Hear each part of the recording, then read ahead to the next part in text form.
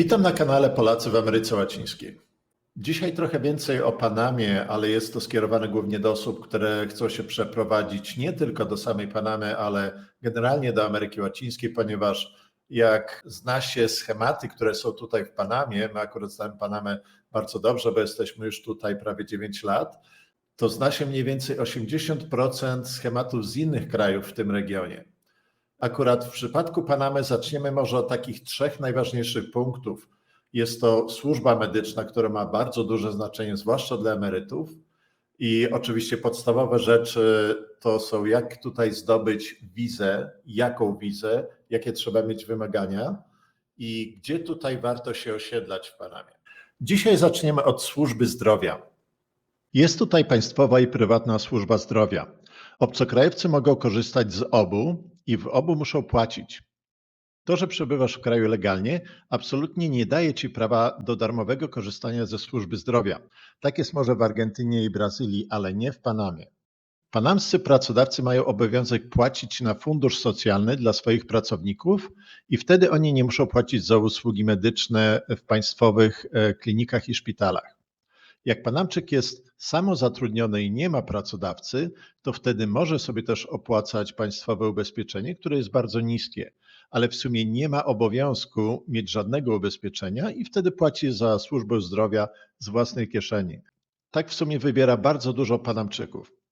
Tylko że poziom serwisu w państwowej służbie zdrowia jest taki sam jak w każdej, powiedzmy to, półdarmowej służbie zdrowia. A tutaj na dodatek ma się jeszcze taki smaczek Ameryki Łacińskiej. Więc warunki nie są tak zachęcające, ale serwis jest dość efektywny i jakoś to działa. Oczywiście wszystkie placówki są na wyższym poziomie w dużych miastach niż gdzieś na dalekiej prowincji. Natomiast prywatna służba zdrowia jest tutaj na bardzo wysokim poziomie i niektóre placówki, zwłaszcza w Panama City, są na światowym poziomie. Ekspaci korzystają raczej z prywatnej służby zdrowia, bo skoro i tak muszą za nią płacić, to dlaczego nie z tych lepszych warunków? W okolicy, gdzie mieszkamy, nie ma właściwie miasta z prawdziwego zdarzenia, a raczej miejscowości. I na przestrzeni około 25 minut jazdy samochodem wzdłuż plaż mamy 2 szpitale, prywatny i publiczny, i chyba z 6 różnych przychodni medycznych. Poza tym do Panama City jest niecałe 2 godziny, a tam jest chyba 6 bardzo dużych szpitali, a nawet jadąc 45 minut drogi w drugą stronę, do centrum Panamy, jest na ukończeniu drugi największy szpital w kraju. W Panamie walutą jest dolar amerykański, więc w dalszej części wszystkie ceny i kwoty podają w dolarach amerykańskich. I jeśli chodzi o ceny, jakie tutaj się płaci, to podamy to na naszym przykładzie. Akurat gdzieś tak mniej więcej 2-3 kilometry od nas mamy szpital, o którym w ogóle nie wiedzieliśmy, że jest. Potem coś słyszeliśmy, że coś tutaj jest, ale przez 8 lat nie musieliśmy korzystać z niego. I raz akurat mieliśmy potrzebę, że trzeba było podjechać gdzieś szybko wieczorem na pogotowie i stwierdziliśmy, że w takim razie pojedziemy tutaj. I się okazuje, że mimo to, że już była późna godzina, był tam oczywiście lekarz, nawet laboratorium było otwarte, także musieliśmy zarejestrować się tam najpierw, potem pierwsza wizyta u lekarza, potem szybko akurat musieliśmy zrobić lab test, blood test jeszcze oprócz tego i musieliśmy kupić jakieś 3 różne leki typu antybiotyk, inflammation i jeszcze jakiś painkiller.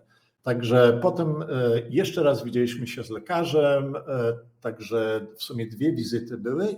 Ponieważ nie mieliśmy ubezpieczenia, to musieliśmy zapłacić tyle samo w sumie, co Panamczyk też by musiał zapłacić. Nie ma tutaj różnego cennika dla obcokrajowców i dla lokalnych.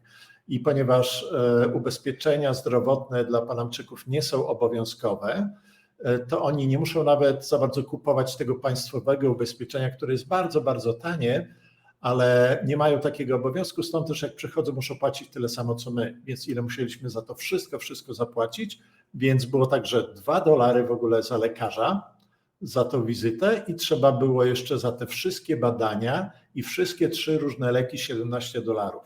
Tak dałem im $20, to mi jeszcze resztę musieli wydać i w sumie to wszystko trwało może godzinę. Znajoma miała założone 6 szwów w tym szpitalu. Powiedziano jej, że niestety, ponieważ jest obcokrajowcem, to będzie musiała zapłacić. Kwota to całe $4,50. Trzeba tylko brać pod uwagę, że co prawda w prywatnych klinikach nie ma z tym problemu, ale w państwowych nie za bardzo mówi się po angielsku. I tutaj trochę u hiszpańskiego się przydaje. To były ceny w państwowej służbie zdrowia w Panamie, ale większość służby zdrowia jest tutaj prywatna i na ogół korzysta się właśnie z tej prywatnej służby zdrowia i to obcokrajowcy i Panamczycy.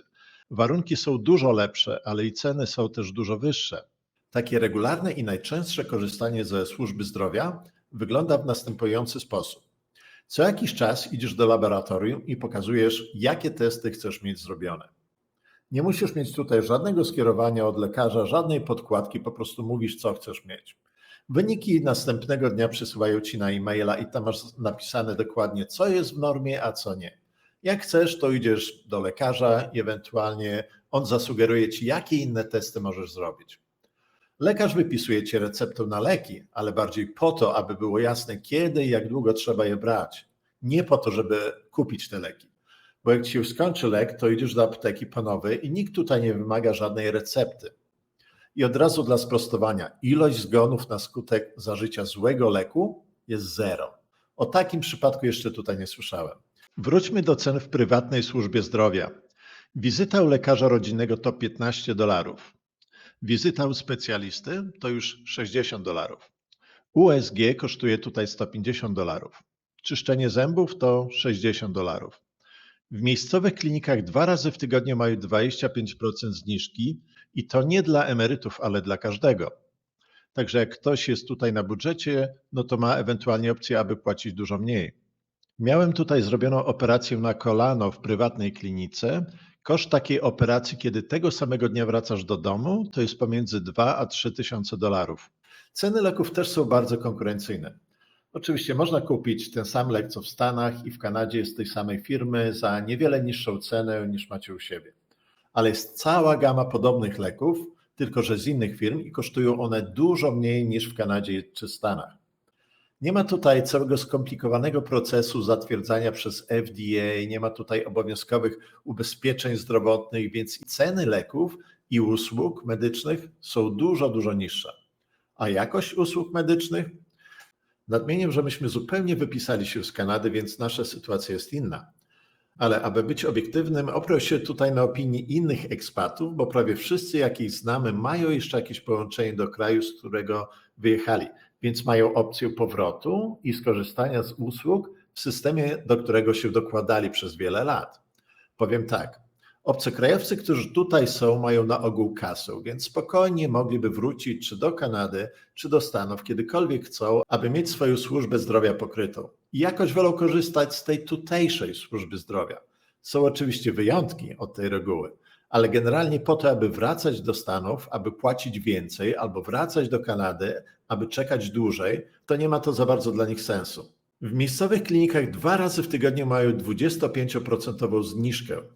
I to nie dla emerytów, ale dla każdego. Więc może jak bardzo jesteś na budżecie, to śledzisz to, ale większość ekspatów nawet sobie tym nie zaprząta głowy i korzystają z tych promocyjnych dni na ogół tylko miejscowi. Mam bardzo dużo historii odnośnie ekspatów, którzy korzystali tutaj z miejscowej służby zdrowia, ale przytoczę tylko jeden przypadek. Kolega Kanadyjczyk z Alberty przeniósł się tutaj z żoną. Oboje byli około 50. Kupili dom w ładnej community i jednego wieczoru, jak oglądali film, ona mówi, że ma zawał serca. A on, haha, akurat, teraz? A ona, tak. I faktycznie miała mały zawał serca. Ale zaraz to przeszło, więc pojechali na pobliskie pogotowie, skąd powiedziano, że muszą pojechać na wszelki wypadek do Panama City do specjalisty i zrobić bardziej szczegółowe badania. I co się okazało? Po tych szczegółowych badaniach wyszło, że ma przesunięte serce i to od urodzenia. Nie chcieli uwierzyć, bo przecież w Kanadzie mieszkali większość życia i nigdy nie zbadano jej prawidłowo, aby wykryć taką ważną rzecz. Tylko że jak zapytali się, co dalej, to otrzymali cios. Tego nie da się wyleczyć i potrzebna jest operacja ustawienia serca w odpowiednim miejscu, bo inaczej może mieć kolejny zawał i to dużo gorszy i to już wkrótce. Jak kolega się zapytał, ile czasu mają, to prognoza była jeszcze gorsza. Może 1 miesiąc, może 2 miesiące. Więc szybkie szukanie, gdzie można mieć taką operację w Kanadzie i okazało się, że nigdzie. I jest to tak rzadki przypadek, że w całej Ameryce Północnej jest tylko 2 chirurgów, którzy wykonują takie operacje i obaj są w Stanach. Operacja taka kosztuje około $300,000. No i co byś wtedy zrobił? No to trzeba sprzedać jedyny dom, jakiego się dorobili, bo tu przecież chodzi o życie żony. Ale lekarz Panama City zapytał się, a dlaczego nie zrobicie tej operacji tutaj? Mamy chirurga z Hiszpanii, który jest jednym z niewielu takich specjalistów w Ameryce Łacińskiej i osoby z innych krajów przylatują tutaj, aby mieć tego typu operację.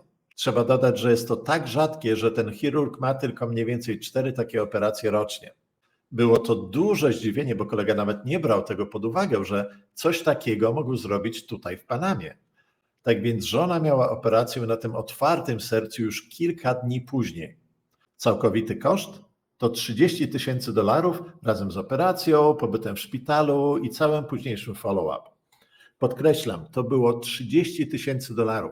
To 10 razy mniej niż w Stanach, a nie było nawet takiej opcji w Kanadzie.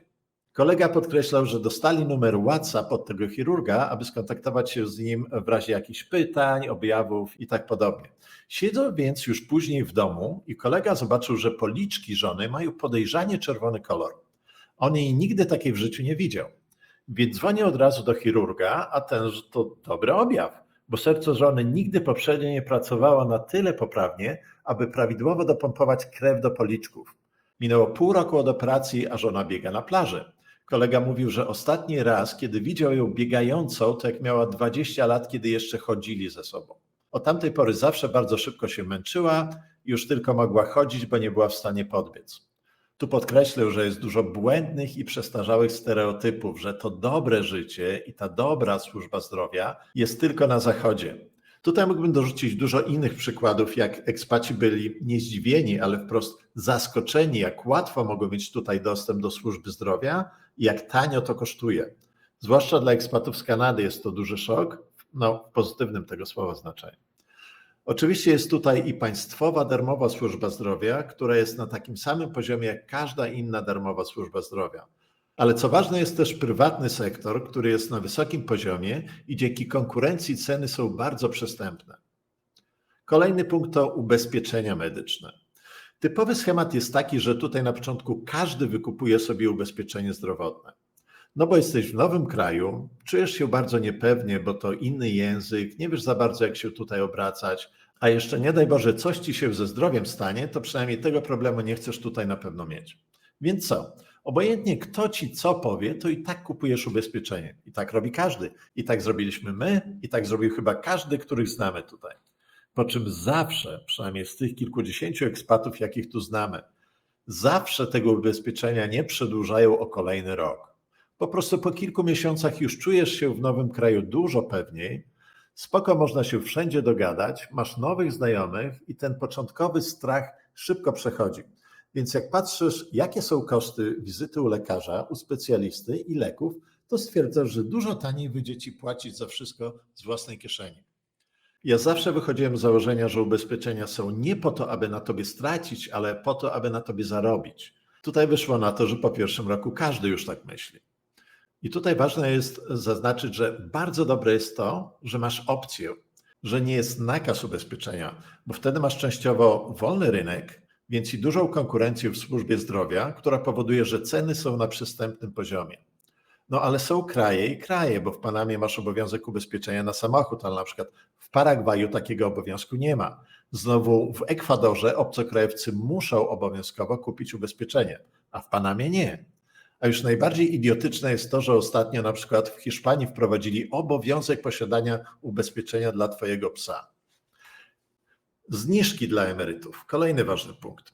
Kobiety otrzymują to po skończeniu 55 roku, a faceci tak o 5 lat później, jak skończą 60 lat. Zniżki przyznaje się automatycznie, nie trzeba o nie składać i często nawet nie pytają się. Jest cała długa lista zniżek, ale najczęściej spotykane to jest opłata za prąd, przeloty samolotowe, restauracje, kina i tak dalej. Jakby mieli Państwo jakieś pytania, to proszę zamieszczać w komentarzach. Dziękuję za wysłuchanie dzisiejszego odcinka i do zobaczenia w następnym.